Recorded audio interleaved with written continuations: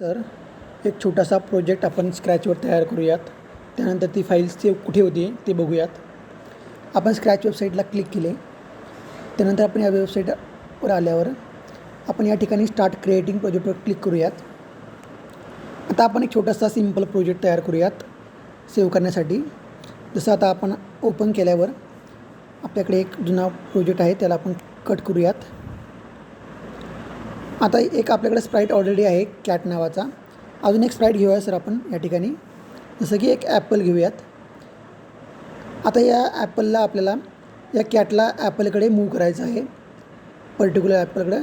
तर आपल्याला कॅटवर क्लिक करावं लागेल इथं खालच्या याच्यामध्ये, कारण आपल्याला कॅटला पुढे ढकलायचं आहे.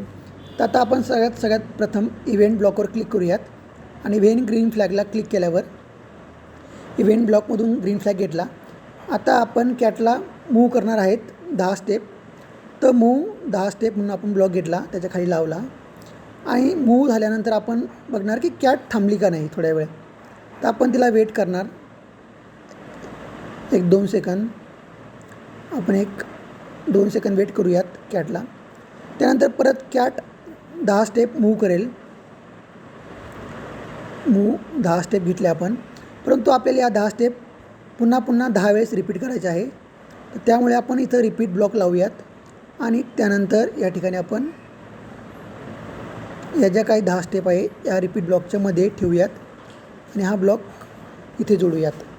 आता आपण ग्रीन फ्लॅगवर क्लिक करून बघूयात आपला प्रोजेक्ट रन होतो आहे का. तर आपण रन करून बघितलं आहे, कॅट पुढे जाते आणि कॅट बऱ्याच पुढे गेले आहेत. आता आपण हा प्रोजेक्ट सेव्ह करणार आहोत.